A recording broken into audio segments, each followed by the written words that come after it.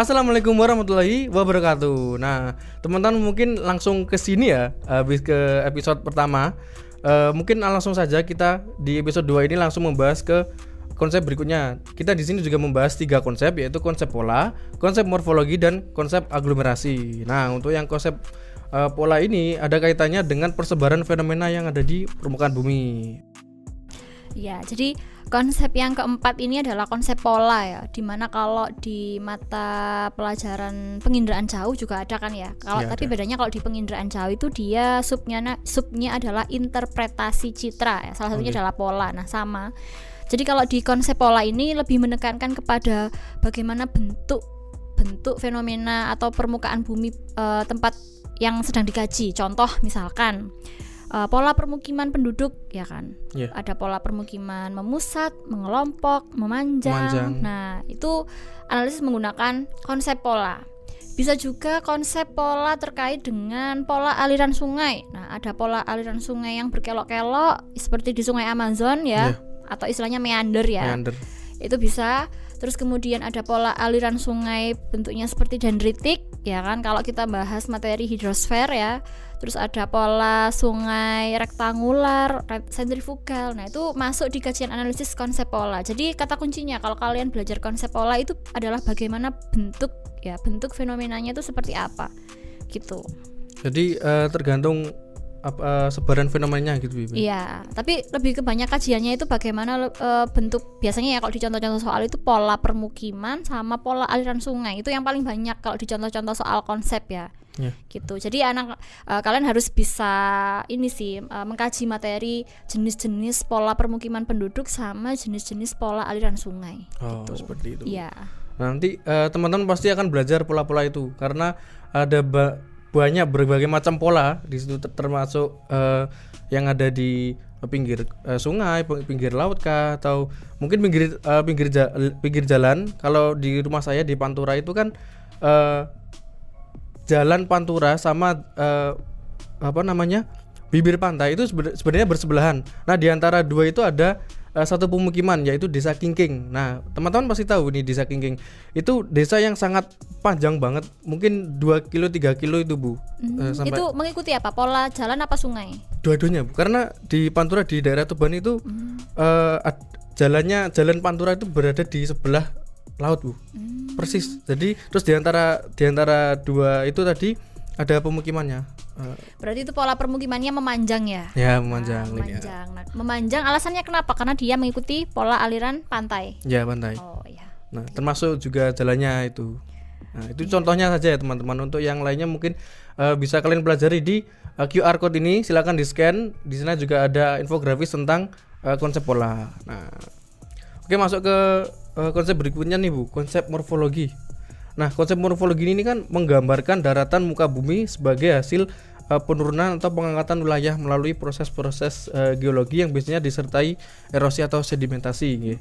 Sehingga ada yang berbentuk pulau-pulau, ada yang berbentuk dataran luas seperti kalau di Malang ini kan diapit oleh 3 gunung ya, kalau saya boleh bilang ada Gunung Bromo, Gunung Arjuna sama Pegunungan Kawi gitu. Ya, 3 Gunung Putri Tidur itu kan. Itu. Ya, sebetulnya Gunung Putri Tidur. Apa? Isinya ada Panderman, Buta sama Kawi. Ya. Baru iya kan kalau dilihat kan kayak Putri Tidur kan. Iya. Jangan sampai bangun ya putrinya. Jangan. Medeni ya. Oke, menurut jenengan konsep morfologi itu apa Bu? Jadi konsep morfologi itu karena bentuk muka bumi kita kan nggak sama ya. Jadi ada berbagai macam bentuk, makanya istilahnya geomorfologi ya. Yang pertama itu ada geomorfologi pantai ya. Geomorfologi pantai itu berarti nama istilahnya kalau kita dikaji secara spesifik namanya adalah morfologi marin. Nah, terus ada lagi bentuk muka bumi yang dia itu kecenderungan sifatnya adalah kapur isinya, namanya adalah morfologi karst. Nah, terus ada lagi bentuk muka bumi yang dia itu kecenderungan gugusan pegunungan misalkan atau pegunungan aktif. Nah, namanya adalah morfologi vulkan. Nah, terus kemudian ada morfologi di mana salah satu bentuk muka bumi kita itu adalah gugusan es atau dataran es. Nah, disebut sebagai morfologi glasial. Terus ada lagi morfologi yang dimana dia itu pertemuan antara sesar ya, namanya adalah morfologi struktural. Nah, jadi kalau di kajian konsep morfologi itu lebih menekankan kepada bagaimana fenomena itu dikategorikan sebagai morfologi apa. Kayak misalkan morfologi pantai berarti dia kajiannya adalah morfologi marin gitu. Tapi kebanyakan kalau di contoh-contoh soal morfologi itu kebanyakan morfologi yang dikaitkan dengan topografi atau ketinggian tempatnya. Contohnya misalkan kayak gini.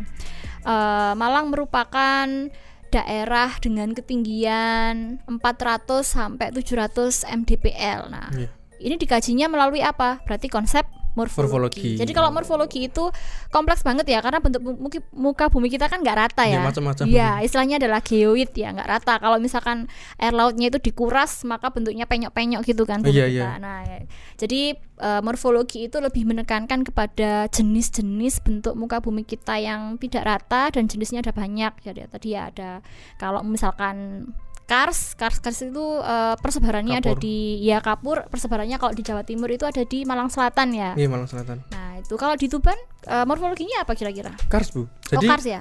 Sepanjang mulai dari Lamongan, Tuban sampai ke Jawa Tengah, Rembang, terus Kudus itu full Kars, Bu sebenarnya. Oh, full Kapur semua ya. Oh, iya. Jadi gitu.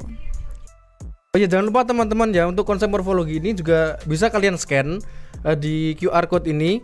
Kalian pelajari, ada infografis juga di sana, karena ini juga termasuk konsep esensial geografi, karena dari namanya aja morfologi, morph bentuknya gitu. Oke, langsung masuk ke konsep berikutnya nih, Bu, aglomerasi. Nah, ini saya sendiri juga bingung, Bu, bedanya aglomerasi sama pola ini. Nah, bedanya gini, kalau pola itu kan tadi aku tekankan bahwa pola itu bentuk ya. Gimana bentuknya? Bentuk itu kan ada persegi panjang, ada bulat, ada lingkaran. Itu disebut sebagai pola ya. Tapi kalau aglomerasi itu cuma satu, dia itu memusat atau mengelompok. Jadi istilahnya itu bergerumbul. Nah, perlu kita tahu bahwa yang mengelompok itu bukan hanya yang berkaitan dengan fisik ya. Kita kajiannya dalam geografi itu ada fisik sama non fisik. Berarti kalau non fisik dia juga belajar tentang apa? Manusia juga kan. Nah, contoh misalkan pengelompokan, kalau di Malang ini ada namanya Gang Arab ya, Kampung Arab. Oh, baru tahu saya, Bu. Iya, kalau di Malang saya tahunya itu contohnya kalau kajian aglomerasi yang sosial ya, itu contohnya ada pengelompokan. Jadi satu gang itu isinya adalah orang Arab semua. Nah, itu kalau kajian non fisik berarti dia dikategorikan sebagai pengelompokan suku-suku tertentu misalkan. Jadi aglomerasi itu pengelompokan atau pemusatannya itu bisa fisik bisa non fisik. Kalau misalkan fisik ya, kalau fisik misalkan contohnya pengelompokan fauna asiatis misalkan. Fauna asiatis itu kecenderungan dia mengelompoknya di wilayah mana saja, mungkin di wilayah Sumatera, Kalimantan, Jawa, Bali. Nah, bisa juga yang lain, misalkan pengelompokan Kars tadi kan. Nah, pengelompokan Kars kecenderungan dia berkelompok di sepanjang pantai selatan Pulau Jawa. Nah, misalkan nah, itu bisa dikatakan sebagai aglomerasi. Jadi aglomerasi itu kata kuncinya adalah suatu pengelompokan, baik itu dia yang mengelompok adalah faktor-faktor fisik ya, fenomena fisik maupun non fisik gitu. Oh, gitu. Iya. Oh, berarti selama ini saya nganggapnya aglomerasi itu manusianya, Bu, yang berkelompok. Oh, ternyata bisa juga fisik juga. Fisiknya. Iya. Oh, gitu. Contoh lagi misalkan kalau di Malang ini suku Madura ya, kebanyakan mereka mengelompoknya di Jalan Muharto ya. Nah, itu bisa dikaji atau dianalisis menggunakan aglomerasi. Nah, kenapa kira-kira suku-suku tertentu ya, misalkan Madura atau Kampung Arab itu kecenderungan mengelompok berdasarkan sesama suku ya, atau secara primordialisme, mungkin adanya kesamaan suku, kesamaan bahasa yang membuat mereka lebih kecenderungan nyaman untuk berkelompok dengan sesuku dengan mereka gitu. Oh, gitu. Oke. Iya. Itu teman-teman konsep aglomerasi, dan jangan lupa juga di scan QR code ini.